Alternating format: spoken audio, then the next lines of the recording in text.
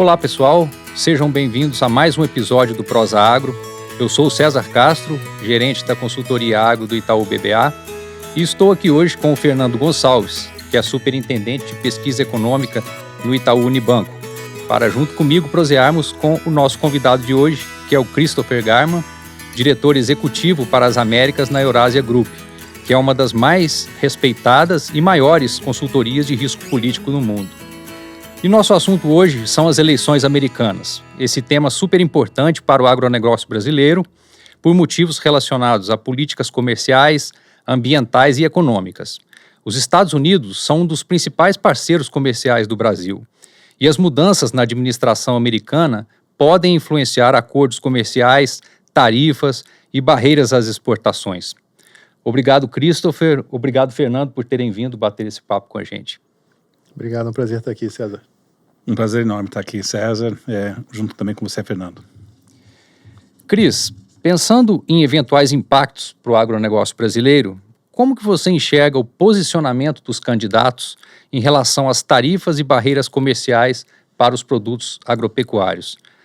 Na sua opinião, quais os setores podem ser mais afetados e quais oportunidades podem surgir dessas políticas? Não, perfeito. Eu acho que você colocou muito bem, César, que a eleição americana tem um potencial impacto no setor agro brasileiro bem importante, tá? E a principal razão é quando a gente olha entre a diferença entre a candidatura do ex-presidente Donald Trump e da vice-presidente Kamala Harris.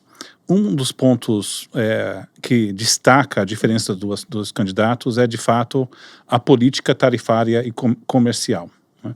Nós temos o ex-presidente Donald Trump, que está colocando propostas muito arrojadas na área comercial. Um dos seus assessores mais influentes, se porventura ele ganhar, que possa ter uma posição de destaque na equipe econômica dele, é o Robert Lighthizer. Ele foi também o chefe de negociação comercial do primeiro mandato e tende a ter mais influência ainda em eventual segundo mandato. E o Bob Lighthizer tem uma visão protecionista e tarifária muito grande. E também é um perfil de uma candidatura muito mais arrojada vis-à-vis a China. Então, eu acho que existe um consenso em Washington de enxergar a China como a principal ameaça e rivalidade geopolítica nos dois partidos. Não é uma divisão partidária. O Trump colocou muitas tarifas sobre produtos de importação chineses e o Biden manteve elas, não é? Mas eu acho que se o Trump voltar, deve ter uma política tarifária de protecionismo maior como um todo e particularmente com relação à China. A proposta da equipe do Bob Lighthizer é colocar uma tarifa de importação de 60% sobre todas as importações chinesas no mercado americano. Isso é muito grande. A gente tem que lembrar que no primeiro mandato do presidente Trump, você teve um aumento de tarifa média para 20%. Então, no fundo, o que a equipe do Trump está propondo triplicar essa tarifa. Então, é claro que é muito difícil colocar essa tarifa de imediato. As repercussões econômicas na China seriam desastrosas. De acordo com uma estimativa no mercado financeiro, isso poderia levar a uma queda da PIB de 2,5% do PIB chinês, né? Então, é difícil implementar isso de imediato, mas no fundo, revela uma estratégia também de segurança nacional mais belicosa com relação à China. Então, no fundo, quando a gente pensa em termos de política de agro, talvez a mais importante repercussão, que a gente até pode debater um pouco mais aqui, é como é que pensamos as repercussões de uma guerra comercial nova e maior entre Estados Unidos e China. O que isso implica, né, para o agro brasileiro, o que implica para o agro americano, né? Porque se de fato o Trump prevalecer e ele impor uma tarifa mais agressiva, a pergunta é como é que os chineses vão retaliar. E a grande pergunta é se vamos ter um benefício para o setor agro que aconteceu no primeiro mandato, que o governo Trump coloca a tarifa, os chineses retaliam com tarifa de importação de produto agro-americano e o Brasil acaba sendo um provedor maior nessa guerra comercial. Eu acho que dessa vez pode ser um pouco diferente, podemos discutir, mas acho que as diferenças dos dois é do lado comercial. E outra diferença entre Kamala e Trump é no lado da política imigratória. E evidentemente, uma campanha, é um tema muito importante para a campanha do Donald Trump. Eles estão ameaçando fazer deportações de quase 11 milhões de imigrantes ilegais. O aumento de imigração ilegal durante o governo Biden foi muito forte. É um tema que pega no eleitorado americano e o Trump vai acelerar esse debate ainda mais. Agora, se eles fizerem uma deportação muito menor do que eles estão prometendo, vai que faz uma deportação de 1,5 milhões de imigrantes, ainda assim tem um impacto doméstico nos Estados Unidos. E os setores que são mais negativamente impactados, o setor de agro é um deles, que depende desse influxo de migratório. Então a gente olha, o setor agroamericano pode ser negativamente afetado, não só retaliação chinesa numa guerra comercial e também política imigratória, que é interessante, porque o setor agroamericano é mais conservador e trumpista, né? Mas acho que essas são as duas.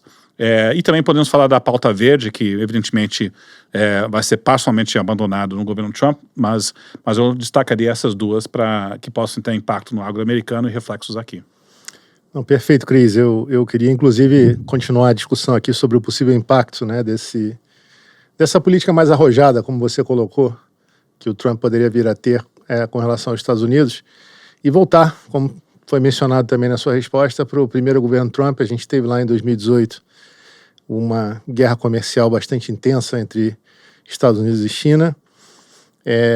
Em particular, as exportações de soja do Brasil acabaram sendo beneficiadas, né? Quando você teve um redirecionamento ali da demanda chinesa, saindo um pouco da soja americana e vindo para cá, para o Brasil. E você mencionou na sua primeira pergunta, Cris, que dessa vez pode ser diferente. Eu queria te perguntar, explorar um pouco mais isso. Se o Trump vencer, como é que você acredita que vai ser a dinâmica para frente nesse aspecto? O Brasil vai se beneficiar, não vai? O que vai ser diferente em relação à primeira vez? Você acha que o Brasil pode manter ou até ampliar o espaço que tem no mercado chinês? Não, a razão que eu digo que pode ser diferente dessa vez é que o ponto de partida já é bem diferente. Se a gente olha o perfil de importações de soja na China, o Brasil já ganhou um market share muito maior do que tinha no início do primeiro mandato do Trump, né? Então acho que os chineses já estão dependendo mais de importação de soja brasileira. A exportação de produtos agro-americano e soja também é menor do que era antes. Então, não é trivial para os chineses quererem retaliar com uma política tarifária sobre produtos americanos, né, para tentar reduzir esse percentual ainda mais. Até porque, e vocês evidentemente reconhecem que a entre-safra da soja no Brasil com a americana, um complementa o outro. Então, assim, abaixar muito a importação de soja americana no mercado chinês não vai ser fácil de substituir sem ter aumento de preços locais. Então, isso significa que o custo de oportunidade para os chineses fazer uma rodada agressiva de retaliações de tarifas americanas com tarifas sobre produto de importação de agro americano talvez seja um pouco maior do que na primeira rodada. Tá? Então, eu acho que a gente tem que ficar atento a esse fenômeno de que o ganho para o Brasil talvez não seja tão fácil quanto na primeira rodada da guerra comercial. O segundo ponto para destacar, e aí essa é uma relação dinâmica da resposta chinesa a uma possível aumento de tarifas de um governo Trump. A leitura em Pequim, que a gente tem conseguido apurar na Eurásia, é que os chineses já estão preparando e elaborando cenários e possíveis respostas a um governo Trump. Eles reconhecem que tem esse risco de aumento de tarifa para os chineses, mas, ao mesmo tempo, eles não acham que uma rodada agressiva de aumento de tarifa se sustenta. No fundo, a visão em Pequim é que os impactos para a economia americana seriam também grandes, né? Até o Peterson Instituto, que é um instituto de pesquisa em Washington, né, calcula, se você implementar aumento de tarifa de 60% sobre produtos chineses e também que estão prometendo um aumento de tarifa de 10% sobre todos os produtos que entram na economia americana, isso levaria a uma queda no PIB americano de 1,8% e um aumento de inflação em 1%. Então, é claro que isso é um instituto, talvez o Itaú faça outras premissas, mas mesmo que seja exagerado, eu acho que a visão chinesa é, se o Trump embarcar nessa toada, que a oposição de grupos empresariais nos Estados Unidos possam ser grande para tentar maneirar essas propostas. Então, talvez o que ocorra é que os chineses não reagem com uma retaliação tarifária de imediato. Eles seguram com uma certa aposta que isso não vai se sustentar e vai desmoronar. Então, talvez a reação dos chineses ao aumento de tarifa do governo Trump seja diferente, não é? Mas, é claro, tudo demais constante. Se o Trump implementar metade disso e fasear ao longo do tempo, é claro que alguma retaliação tarifária eventualmente virá dos chineses e também pode gerar uma oportunidade, sim, para o agro brasileiro. Então, acho que algo vem, mas eu colocaria um pouco essas duas ressalvas, que talvez não seja um ganho tão imediato quanto no primeiro mandato. Perfeito, Cris. Obrigado. Interessante, Cris. Parece que nós temos visto esse ano, né, um movimento um pouco diferente da importação de soja pela China.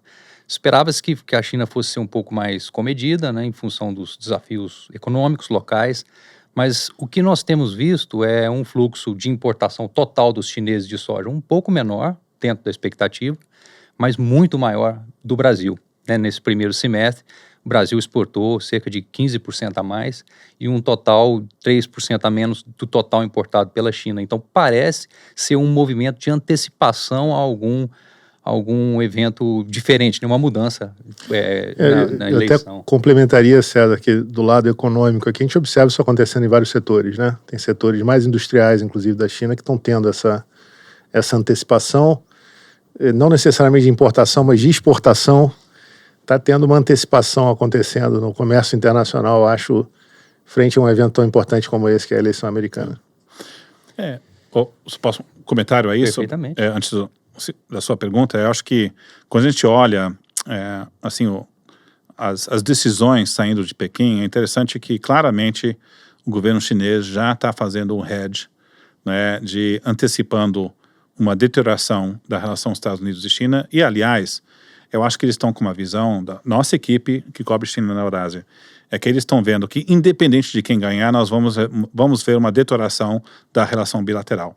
O debate em Pequim pode ter velocidade e amplitude, não é? Pode ser, e o escopo pode ser impactado dependendo do Trump ou de Kamala. Mas eles estão vendo essa deterioração estrutural e estão buscando para ampliar as suas parcerias com outros países no sul global, e o Brasil faz parte dessa estratégia. Então, que pode trazer mais investimentos, uma proximidade diplomática maior. Acho que o Brasil entra nesse radar. A gente pode discutir um pouco mais sobre isso, mas o presidente Xi Jinping deve fazer uma visita chefe de Estado para o Brasil na reunião do G20, e o que eles gostariam é que o Brasil entra na rota da seda, né? Então, porque faz parte um pouco dessa estratégia chinesa de realçar esses laços com países como o Brasil. O Brasil, em termos geopolíticos, está bem posicionado. Você tem os chineses querendo reduzir a dependência dos Estados Unidos e um pouco do Ocidente. Você tem a Europa também querendo se aproximar, parte da Europa com o Brasil. Um acordo União Europeia-Mercosul ainda está em jogo. Os alemães, em particular, estão querendo firmar esse acordo com o Mercosul. Então, acho que o Brasil está bem posicionado. Mas, se o Trump prevalecer, a relação próxima do Brasil com a China será um foco de atrito, sim, com o governo Trump. Particularmente, se o Brasil entrar na rota da seda. Podemos discutir isso, mas é um debate muito vivo em Brasília hoje. Se entra ou não entra na rota da seda. Muito bom. Cris, ainda pensando um pouco nas políticas agrícolas propostas, né, pelos candidatos, você vê grandes divergências elas entre si, sobretudo na questão dos subsídios e na política comercial?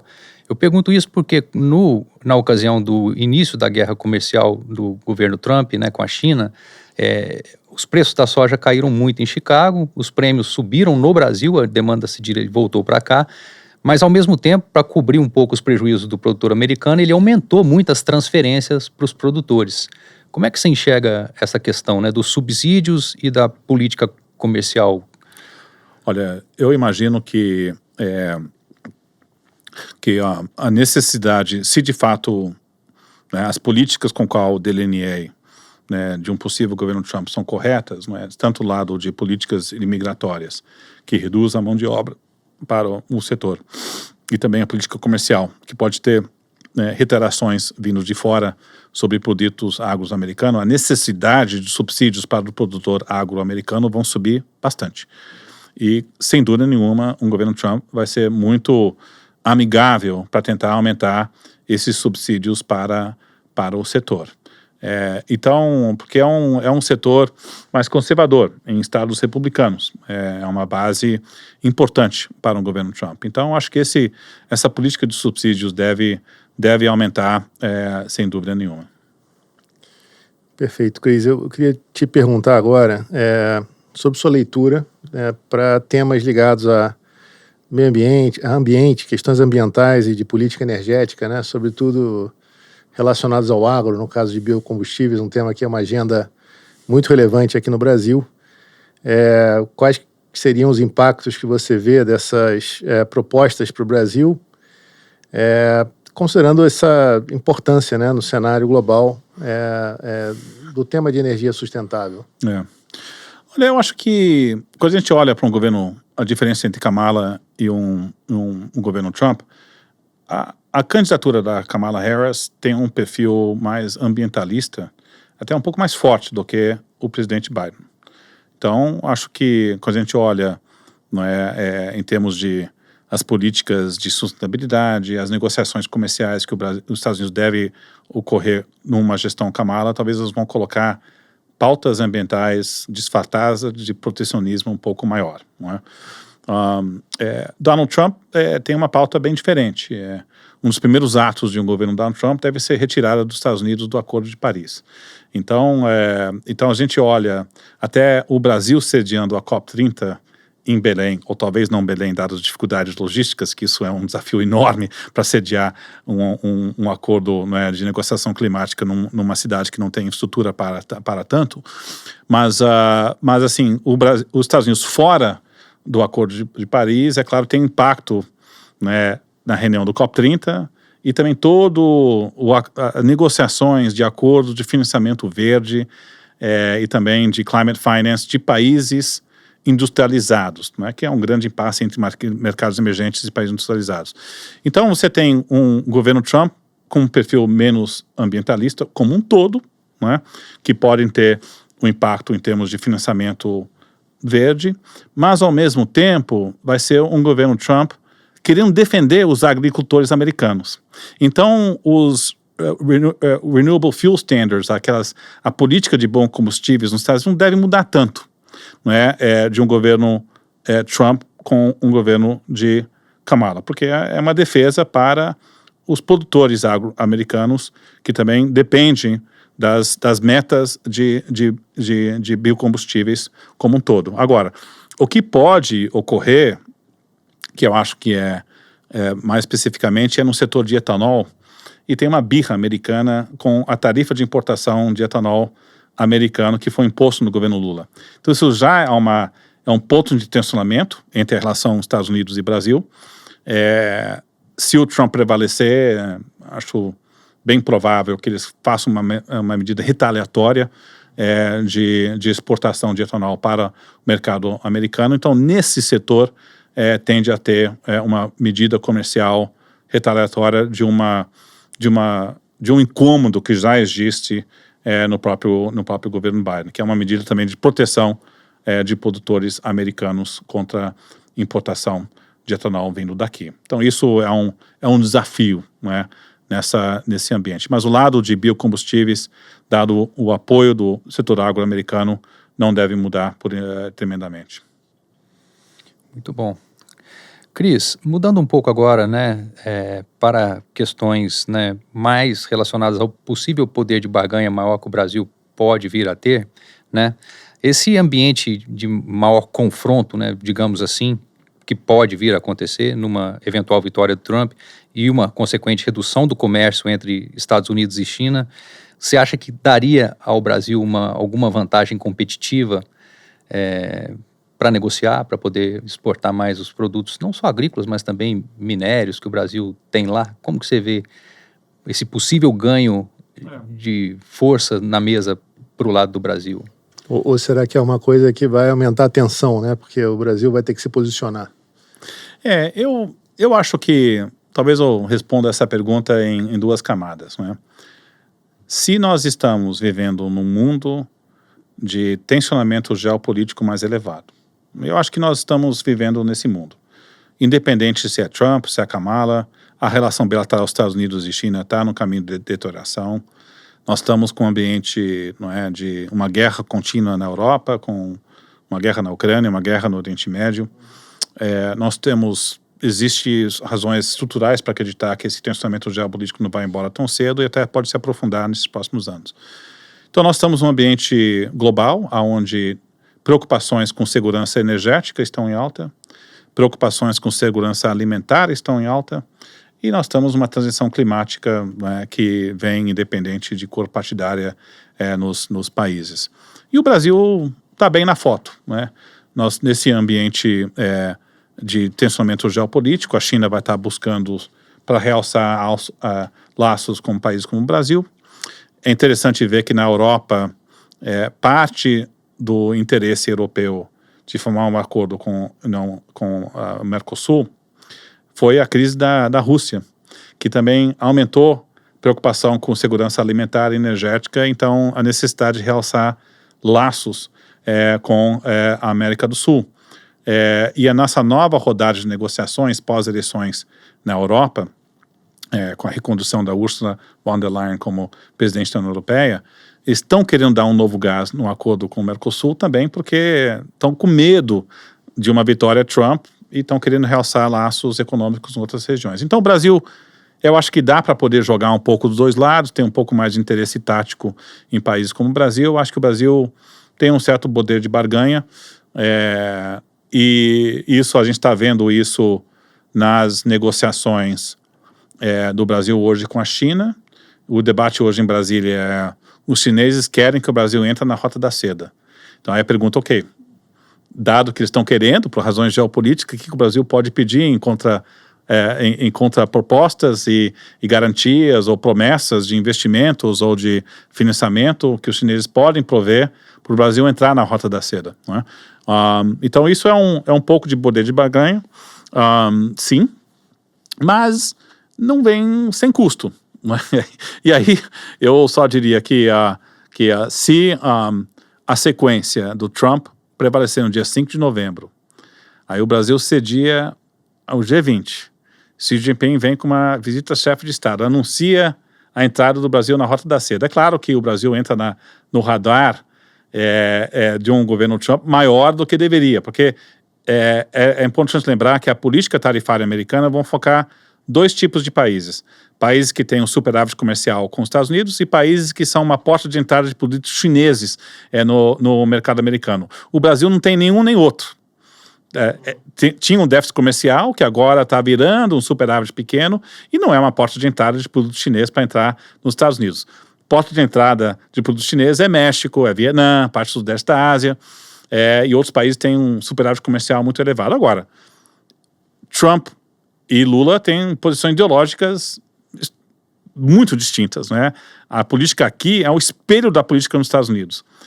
A briga entre Elon Musk e o ministro Alexandre de Moraes do Supremo Tribunal Federal, e Elon Musk pode participar do governo Trump. Então, eu acho que a proximidade do Brasil com a China pode gerar atritos, particularmente se o Trump prevalecer.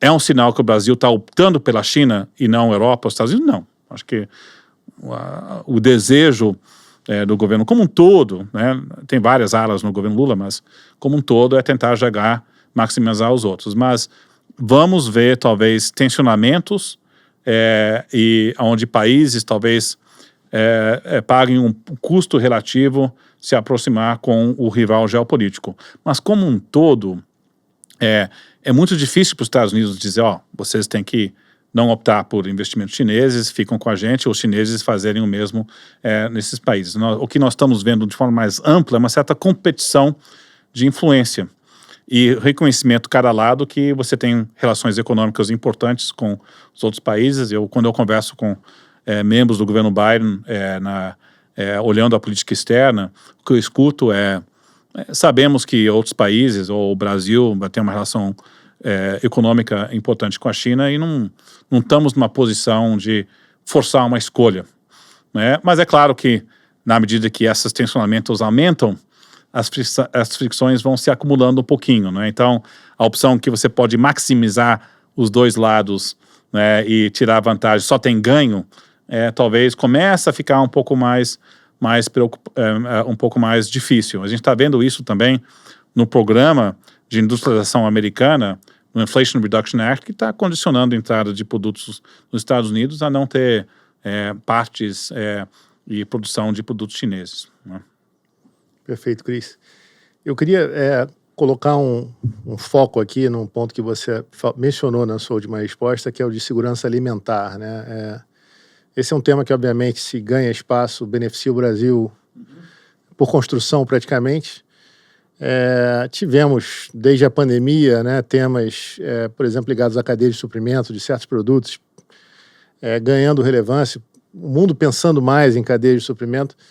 Nesse mundo extremamente conflituoso que você mencionou, do ponto de vista geopolítico, e que pode se intensificar, esse aspecto conflituoso, você vislumbra que segurança alimentar pode vir a ser um tema muito relevante, assim como, por exemplo, a questão de cadeia de suprimento, nearshoring, friendshoring, foi um tema que ganhou muita força ali no pós-pandemia, durante a pandemia. Você acha que segurança alimentar é um tema que a gente tem que ficar de olho e pode ganhar espaço, talvez independente de quem ganha nos Estados Unidos?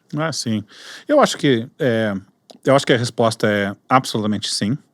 Num ambiente geopolítico turvo, onde você está querendo mais segurança nas suas cadeias de suprimento, seja produtivas e também alimentares, os países vão tentar realçar as suas respectivas seguranças alimentares. É um mundo onde talvez você possa ter restrições a exportações de produtos agros para poder garantir. A gente tem que reconhecer que, em termos políticos, preço de alimentos talvez seja muito mais relevante para a sobrevivência política em países emergentes, até mais do que em países industrializados. A gente olha, até no próprio Brasil, a gente correlaciona índice de aprovação do governo, está mais associado aos preços de alimentos do que qualquer outra coisa. Então, você vê no início do governo Lula, a aprovação se manteve elevada porque preços de alimentos caíram. No primeiro TRI, caiu um pouquinho porque preço de alimentos subiu. Então, você vê política no Oriente Médio, no Sudeste da Ásia. O lado de preço de alimentos é nevrálgico para a sobrevivência política de governos. E nós temos um crescimento populacional enorme que nós vamos ver nos próximos 25 anos. Não é? E a gente olha quais países podem suprir esses alimentos. O Brasil se destaca de longe como uma área, não é, cultivável sem desmatamento, não é, muito maior do que qualquer outro país globalmente, que pode fazer uma expansão da sua fronteira agro e também mudança de terras degradadas, de pastagem, conversão de alimentos. Então, acho que o Brasil pode sim ser um grande celeiro para o mundo. Então, acho que num ambiente de conflitos geopolíticos, onde cadeias de suprimento estão mais em riscos com conflitos, seja no Oriente Médio, na Europa, ou conflito com os Estados Unidos e China, o Brasil está bem posicionado para tanto. Eu acho que também a política externa brasileira tem que estar atento a essas mudanças. Tem um foco natural muito grande na China, e até com onda imigratória do campo para as cidades, pode ter um aumento de demanda de produtos agro, mas a gente olha os países que pode ter um crescimento populacional, sudeste da Ásia, parte da África. Então, a política externa brasileira também tem que focar para abrir esses novos mercados, né? Para poder fazer essa exportação agro também. Então, acho que um foco um pouco mais no sudeste da Ásia, dado aonde vem a demanda futura, também seria algo estratégico, não só para o governo brasileiro, mas também o setor privado brasileiro está atento a esses mercados que estão crescendo.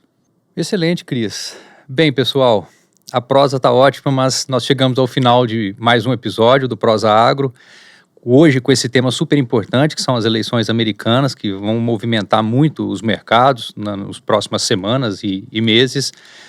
Eu queria agradecer o Cris, que veio hoje, né, diretor executivo da Eurásia, nos trouxe insights bem interessantes sobre o tema, dividiu conosco um pouco da sua vasta experiência. E o Fernando Gonçalves, que me ajudou aqui na interlocução, um parceiro muito próximo de nós da consultoria Agro. Então, agradeço mais uma vez, Cris, sua presença e o Fernando também. É isso, pessoal. Por hoje é isso e até a próxima.